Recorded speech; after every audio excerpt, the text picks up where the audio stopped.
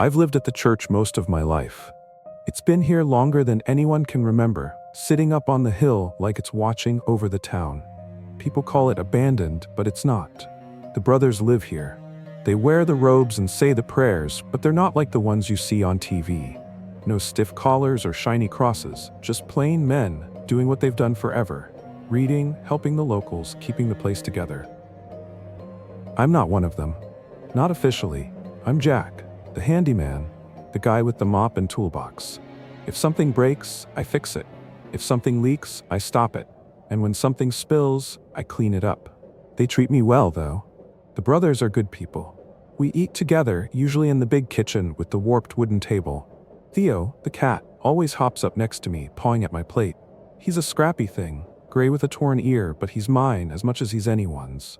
He showed up one day years ago, and now he's just here, like me. If you're already feeling the tension building, let us know where you're watching from and what time it is in the comments below. We'd love to hear your thoughts on the story so far. And if you haven't already, make sure to hit that subscribe button to join the Creepypasta HQ family, where chilling tales like this are waiting to haunt you every week. Don't miss out on what comes next. Trust me, you won't want to. When the tourists come, I blend in. They ask dumb questions, like why aren't there any stained glass windows? The brothers always answer politely, but I keep quiet. I'm not much for talking to strangers. It's the nights that are different. During the day, the church looks like any other old place. Cracked stone walls, vines climbing up the sides, weeds poking through the courtyard bricks. The kind of place where you take a picture, call it historic, and move on. But when the sun goes down and the last car rolls away, everything changes. The brothers head to their rooms, or sometimes to the library. They're quiet at night, always have been. The tourists don't notice that part. They don't see how the brothers avoid the church after dark unless they have to, or the way the big door creaks when it shuts. I don't go to bed early, not like the others. My nights are long. There's always work to do, sweeping out the old hallways, fixing a latch that's come loose, or checking the little storeroom under the stairs. Most of it's busy work, stuff that doesn't really need doing right then, but I keep moving. It's easier that way. Theo follows me sometimes. He pads along behind me, his tail flicking, his eyes darting to every shadow. When he stops and stares at something, I don't look too closely. Not at night. The church has its noises, not the usual creaks and groans of an old building, but softer ones. Faint taps, like fingers drumming on a table. Little clicks, almost like nails tapping against stone. They don't come from the same place twice. I've learned not to bother chasing them. Full moon passed in a steady rhythm. I kept myself busy, checking the wards, replacing salt lines, and restocking the mint leaves. Everything had to be in place. Nights felt longer, quieter, as though the church was waiting. By the time the moon finally rose, the tension in the air wasn't just in my head, it was everywhere. The brothers were in the cathedral tonight, gathered around the altar with their hands together and their heads bowed. I could hear the faint hum of their voices, low and steady, carrying through the stone walls as they chanted. They always prayed during the full moon, their way of keeping the ward steady for as long as possible. It wasn't just faith. It worked. For a while, anyway. I didn't follow them. I never do. Instead, I stood in the library, the only source of light the little lantern I'd left burning on the table. The revolver sat in front of me. It wasn't much to look at if you didn't know what it was. Old, with a wooden grip worn smooth by countless hands. But if you looked closer, you'd see the details etched into the steel.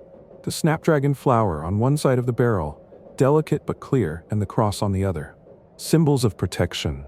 Symbols of death. It had been kept in the church as long as anyone could remember, passed down through the generations for one reason and one reason only: to kill whatever the wards couldn't hold back. I opened the cylinder and checked the bullets inside. 3. That's all we had left. 3 chances. If I missed, there wouldn't be another shot. I took a deep breath, rolling my bad ankle out of habit. It had been stiff all day, a dull ache that I knew would get worse as the night went on. I'd had this limp for so long that I hardly noticed it most days, but nights like tonight? Nights when I knew I couldn't afford to move slow, it was always there, like a splinter under my skin. I slid the revolver into the holster strapped to my side and grabbed the lantern. The full moon was rising as I stepped outside, casting a pale light over the garden. The air was cold, sharper than it had been the day before, and the grass underfoot was damp with dew. The wards were still holding. I could feel it, the faint hum of protection that settled over the church. I walked the perimeter of the garden slowly, my eyes scanning the salt lines along the edges of the ground. They looked fine at first, but something felt wrong. The garden had always been the weakest point. It was where the earth had shifted over time, creating tiny cracks in the protection, places where the wards didn't settle as firmly as they should. Then I saw it. The salt lines were scattered, broken in places like something heavy had stepped on them. The mint plants I'd carefully planted and replanted over the years were crushed, their leaves shredded and scattered across the dirt. Deep claw marks gouged into the ground near the edge of the garden, long and jagged, like something had been testing the boundary. There was a breach. I moved closer. The lantern's light caught on something in the distance. The creature stepped into view. It was massive, far bigger than any animal I'd ever seen. Its fur was dark and matted, clinging to its body in clumps like it had crawled out of a grave. The wards were still holding, just barely. I could feel the line between us, the invisible barrier that kept it from crossing onto the protected ground.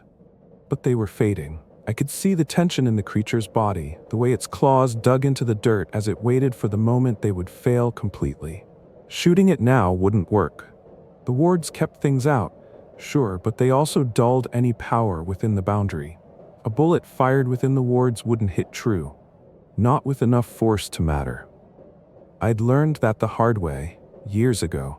I reached for the revolver, my hand brushing the smooth grip as I slid it free from the holster. I kept my eyes on the creature as I moved back toward the edge of the garden. I wasn't scared. I'd been through enough full moons to know what to expect, but I was nervous. I couldn't fight this thing head on. That much was obvious. It was faster, stronger, and far meaner than I'd ever be. That didn't matter. I'd never beaten anything like this by charging straight at it. I didn't have to be stronger. I just had to be smarter. I backed into the main hall, revolver in hand, keeping my steps steady. The beast stayed at the edge of the garden, claws flexing in the dirt, its yellow eyes locked on me. It wasn't moving yet, but the wards wouldn't hold much longer. When they gave out, it would come for me. The main hall was my best chance. The pews were old but sturdy, and I dragged a few into place as quickly as I could. By the time I finished, my arms were burning and my breathing was heavier than I wanted it to be. I crouched behind the last one, revolver raised, and waited. The sound of claws scraping stone came first. Then the beast stepped through the doorway, its massive body lowering as it sniffed the air. The creature continued to search slowly. I didn't wait. The revolver bucked in my hand as I fired. The first shot cracking through the hall. The bullet hit the stone wall behind the creature, splintering bits of rock into the air. I cursed under my breath as the beast flinched, then locked eyes with me again. If it had been watching me before, now it was hunting me. It started forward, stepping over the first pew with ease, its claws dragging across the wood as it climbed. I could feel the weight of its presence pressing down on the room. Then Theo darted out from the shadows. The cat leapt onto the beast, his claws out, sinking his teeth into the thick fur of its leg. The beast let out a low, guttural growl and shook violently, flinging Theo into one of the pews. Without thinking, I fired again. The second shot struck its shoulder, the silver burning into flesh, but it wasn't enough to stop it. The beast roared in pain, its body twisting as it turned to face me fully. Theo landed hard, but got back up, his torn ear twitching as he let out a sharp yowl. He'd been through worse and wasn't going to back down now. "Theo, stay down," I said. He didn't listen, of course. He never did. The beast's attention snapped back to me. One shot left. My arms were steady, but my breath was shallow. My thoughts were spinning too fast, scattering in 100 directions at once, until something cut through it all. The memory hit me all at once, sharp and clear. I was 10, sitting outside the church with my head in my hands, angry at myself for spilling a bucket of water in the main hall. Brother Lucas had found me there, sat down beside me, and waited a long time before he said anything. When things feel too big, When they're so big you don't know what to do, just breathe. One breath at a time and the rest will follow, Brother Lucas had said. I'd looked at him then, confused. That's it, I'd asked. That's it. Just breathe. Standing there now, revolver in hand and the beast just feet away. I could hear his voice clearly, so I breathed. Slow, even breaths as I backed up, one after another. I lined up the shot carefully, my finger brushing the trigger.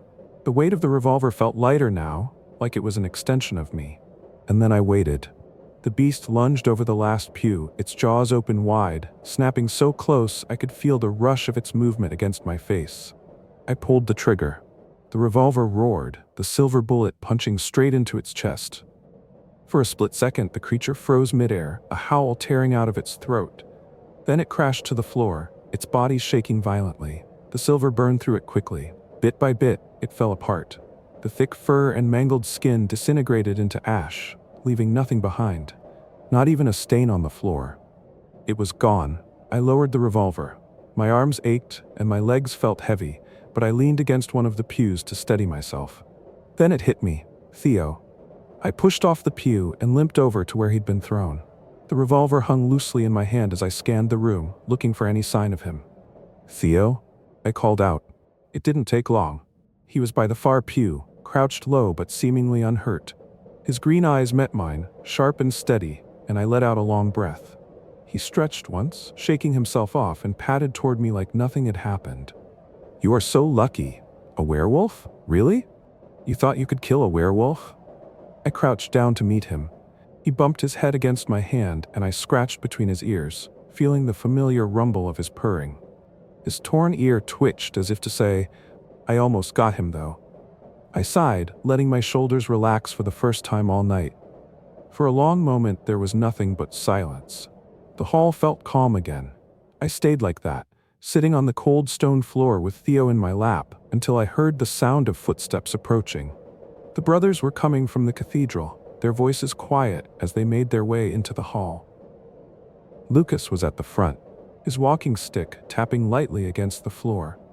When they saw me, pale and still clutching the revolver, their faces softened. Lucas crouched beside me, his joints cracking audibly, and gave me a once-over with those sharp eyes of his. You're alive, he said. Always, I said. The others moved closer, and two of them helped me to my feet. By the time we reached the kitchen, the lanterns there were still burning low, casting a soft glow over the room. Theo padded in ahead of us and jumped onto the counter, curling up like he hadn't just been thrown halfway across the main hall. I scratched his head. Lucas nodded toward one of the brothers, who immediately started heating water on the old iron stove. The others quietly went about gathering the tea leaves, mint, the good stuff I'd kept stocked for nights like this. It was always mint after a full moon. The revolver still sat on the table in front of me. I stared at it for a while, tracing the etching of the snapdragon flower with my eyes.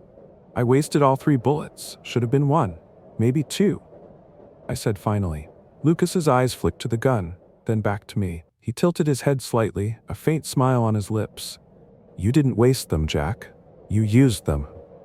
Doesn't feel like it, I said. They're meant to be used. Don't get caught up in the numbers. I'll wire the church in the morning to send us more. I blinked at him, caught off guard, then let out a laugh. That easy, huh? Lucas smiled. You'd be surprised what a strongly worded letter can do. The brothers handed me a steaming cup, and the smell of mint filled the room. I wrapped my hands around it and took a small sip. It was strong and clean, the kind of drink that made you feel like you could breathe again.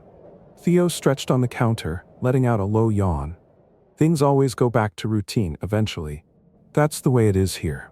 The church stands, the brothers pray, and I do the work that needs doing. There's comfort in it, even if it's not glamorous. The morning after the full moon, I was back in the garden. The salt lines needed to be redone, and the mint plants were a mess, trampled and torn from the night before. I crouched low to clear out the broken stems and dig fresh rows in the soil. Theo sat on the stone wall nearby, watching me with his torn ear twitching now and then. For me, the days always blur together after a full moon. I check the wards, repair what's broken, and prepare for the next time. There's always a next time. I'm not as young as I used to be. I can feel it more with every passing year. The way my knees ache when I'm climbing the stairs, the way my ankle stiffens when the weather turns cold.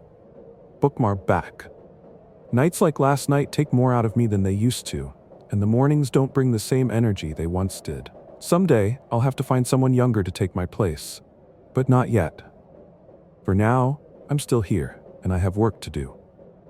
As the days passed, the routine settled back in, like it always did. The brothers resumed their quiet prayers, and I went about my tasks. The garden needed constant attention after the breach. Even though the salt lines were stronger now, the earth felt uneasy, as though something still lingered just beneath the surface. Theo stayed close, more alert than usual. His eyes flicked at every rustle in the shadows, his ears constantly twitching. He was always the bravest of us, even when things felt off. Maybe that's why he was my companion all these years, always a steady presence in the midst of the chaos. One evening, as I was checking the storeroom beneath the stairs, I found something I didn't expect, an old journal, hidden beneath a stack of unused tools. The leather was cracked, but the pages inside were surprisingly well preserved. I recognized the handwriting immediately. It was Brother Lucas's. But as I flipped through the pages, I saw things I didn't understand. Writings about rituals, notes on the full moon, and references to creatures I had never heard of. It was like the journal was trying to explain the things we all silently avoided. I tucked it into my coat and returned to my work. Something about that journal unsettled me. What was it that Lucas wasn't telling me? Later that night, after everyone had retired to their rooms, I sat in the quiet library, the flickering lantern casting shadows on the stone walls. Theo curled up beside me, his fur warm against my leg. I opened the journal again and began to read, determined to uncover its secrets. The words began to blur together as exhaustion crept in. But just as I was about to set the book down, I came across something chilling. The wards are failing. The next full moon will bring worse. I closed the journal, my heart racing. The next full moon was still weeks away, but if the wards were already weakening, we might not be ready. The journal felt heavier now, as if the words themselves had taken on weight. I glanced toward the door, half expecting to see one of the brothers standing there.